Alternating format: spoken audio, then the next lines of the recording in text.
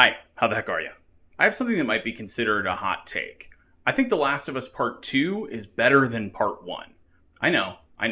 Many of you probably have some strong thoughts about that, and you can let me know in the comments if you feel chatty, and subscribe to keep arguing with me in the future. The Last of Us Part 1 is one of the greatest contributions to the medium of gaming and storytelling that's ever graced our PlayStations. This is pretty universally agreed upon by gamers and critics alike. However, the second game lives in a much more polarizing space in the consciousness of the gaming community at large. It takes some very big narrative swings, and I would argue that they work, but even if you disagree with that, I would bet you'd agree with me on why the HBO adaptation is unequivocally worse in every way. I'm going to spoil everything in Season 1 and 2 of the HBO show, and the games up to the same narrative point. Let's complain.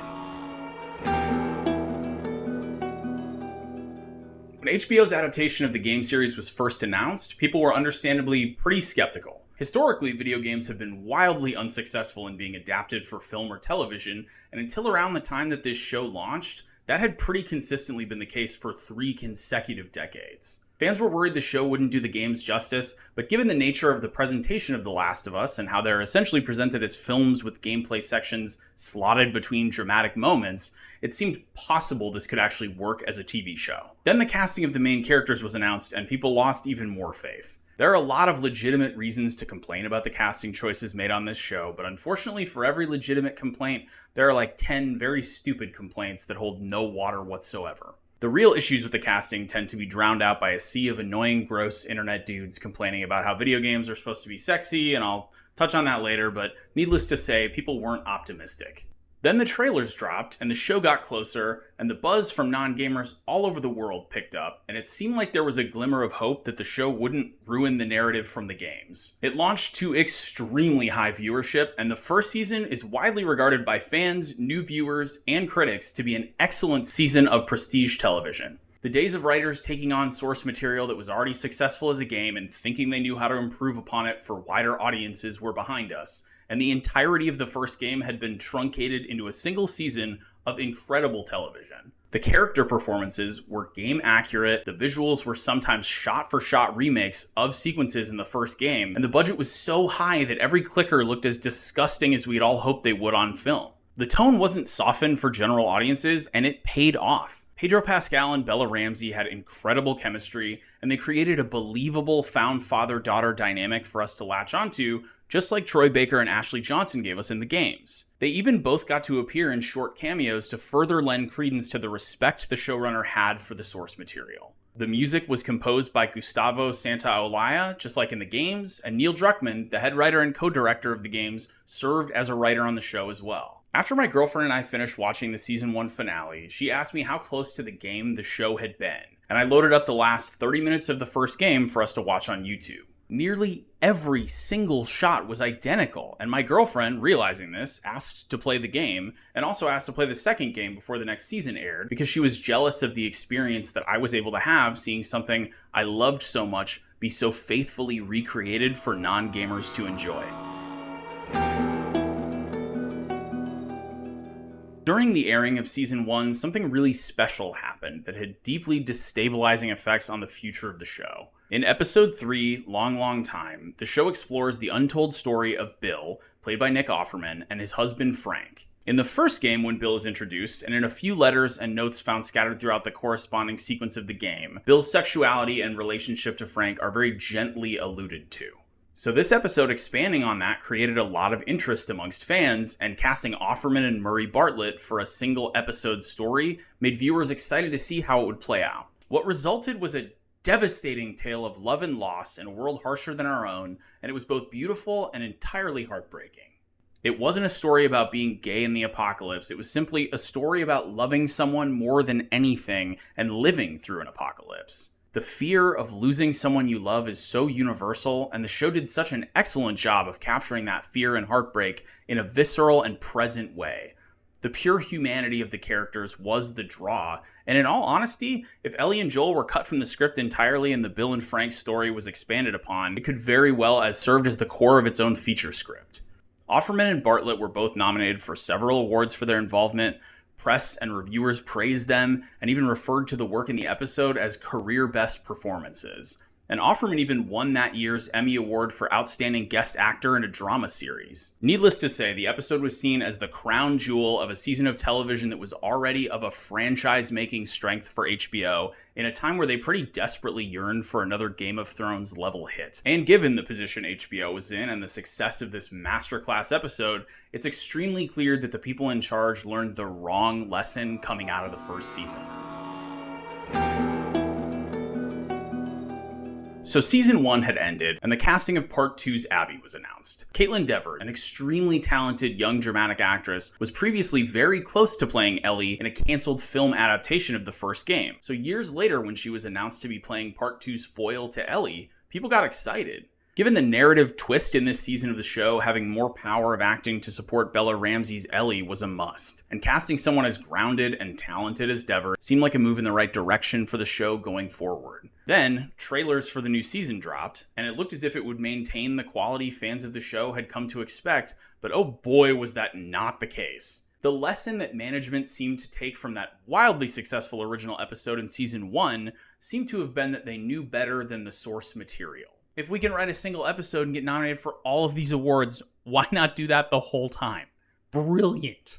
I assume that's how it went. You know how every main character that has appeared on The Walking Dead has their own spin-off show now? I really feel like this season was HBO's attempt to leverage the Last of Us name into spin-off shows. The source material is only 2 games long, and as stated by HBO, they're splitting part 2 into 2 seasons. But then the games are over. Given HBO's reputation for absolute destruction when it comes to going off-book with source material, this was obviously a worrying development. To my knowledge, they have never stated an intent to spin off from the show, but the clues are there in season 2, and I don't think it's outside the realm of possibility. The cash cow that was the first season of this show must have been calling to them as a new hit franchise, because the second season is one of the worst downgrades in writing and characterization I have ever seen in the history of television. Episodes begin with random 15-minute vignettes into what Isaac is doing, or what Catherine O'Hara's drunk therapist character is doing, and it's clear that these are supposed to serve to flesh out the grander universe of the show. However, the laser focus of the perspective we see this world from is one of the most important things to consider when adapting a video game, because in the games, the player interacts with this whole universe through the eyes of the character they're controlling. It creates a relationship wherein the player takes some ownership over the character they're controlling, and in turn, when emotional moments happen to that character, they resonate more with the player because they're inhabiting their perspective. So when the game introduces Isaac, we know he's dangerous and violent because you're tasked with meeting him and stumble upon him torturing a naked, bloodied cultist in a darkened bathroom.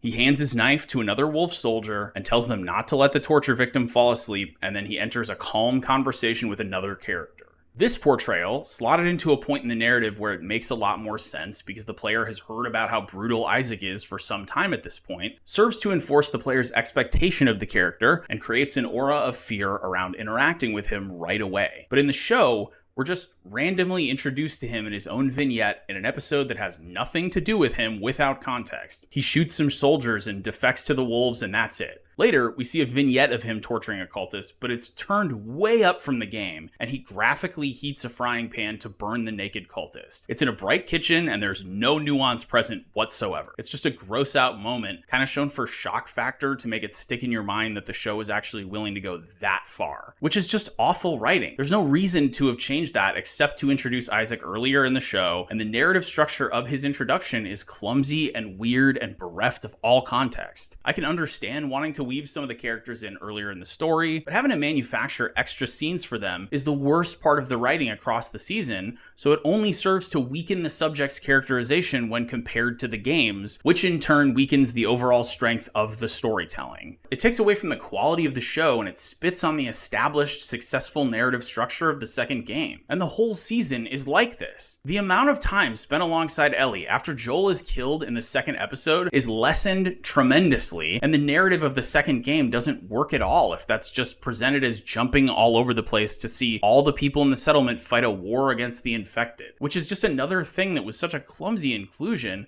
During every episode, my girlfriend and I were yelling at the screen because of the upsetting choices being made with the show, because we knew that the game had done it way better. The show took out key scenes from the game to insert essentially fanfiction scenes to pad out the runtime, and that's confusing because the game provides enough quality writing to not need to be padded out at all. But whatever, I'm sure the scenes of Ellie and Dina standing around telling us what they see as we also see it are better than just showing us what they're doing. It really felt like the writers lost all trust in the audience this time around for that reason, and in turn, absorbing the pedestrian writing this season made the audience lose trust in the writers, so I guess we're even. Another thing that absolutely baffled me about the second season is how loose the characterization is compared to the first season. Since Joel is only around for like 3 total episodes of the season, he gets very little screen time to explore the strain in his and Ellie's relationship, but in that small amount of time, he does do it well because Pedro Pascal really gets the character and is an incredibly talented performer. But then there's an episode with a bunch of new stuff that the HBO writers made up where Joel kills Catherine O'Hara's husband because he gets infected, and he lies to Ellie about it with very little justification. This was a baffling choice for so many reasons, but the most important reason from my perspective is that the game does plenty to show the deterioration between Joel and Ellie as she furthers her discovery of what happened at the end of season 1 with the fireflies in the hospital. To add in another sequence that shows Joel doing something so needlessly cruel makes no sense unless you're trying to just shove Pedro Pascal into another scene to pad out his screen time in a season where he shouldn't have very much at all. The insistence to not hard pivot to Bella Ramsey's Ellie as soon as Joel is killed is a clear indicator that the people making the show didn't trust her to carry the show as the new lead, and throughout the season it's made more and more clear. Ellie is all over the place this season. In the game, the entire narrative thesis is that pursuing revenge and succumbing to the rage Ellie feels at Joel's death and their unresolved issues slowly destroys what makes Ellie herself. She starts off enraged at Joel's death, and the further into her journey towards revenge she gets, the more focused on her objectives she becomes. This creates interesting conflict between her and Dina because she forces herself to abandon her innocence and ignore her moral compass in the pursuit of Abby's death. However, in the show, for some reason, a lot of the rage and anger that define Ellie's character in the second game are passed to Dina, and Ellie is left rudderless and unimportant for large swaths of the narrative. It's clear that Bella Ramsey is able to flesh the character out well because she did in the first season, but without the strength of writing of the second game, and without Pedro for her to play against in her bigger scenes, she floats through the season without any direction at all. Oh, you think that no matter what happens, I'm just gonna start firing? Literally every single time, yes. Don't get angry. You're a little crazy, and that's exciting. That's one of the reasons I love you. But I do want to make it out of here. You love me?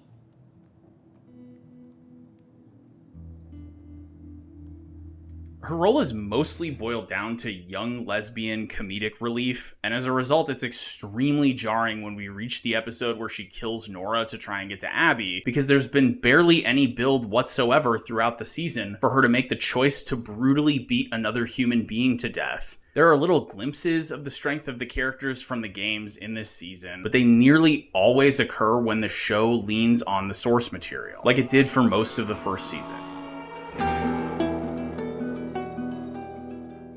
So like I said earlier, there are several very bad reasons to complain about the casting in this show. When it comes to Pedro, I think the only reasons people don't like his casting as Joel are that he's 1, a brown man playing a character that was white in the games, and 2, that there are contingents of people in our society that don't like the meteoric rise and subsequent ubiquity of new leading actors in Hollywood. I think the first reason is just straight up stupid, and anyone that has a problem with a great actor being hired for a role like this just because of their race is being obtuse just to emphasize their white fragility to everyone who will listen. The second reason is much more fair, but I do think, in my own opinion, Pedro is so good in the role and so embodies the character of Joel from the games in such a successful way that it does diminish that argument a little bit. Honestly, I can't see anyone else in that role after having seen him play it for the time that he did.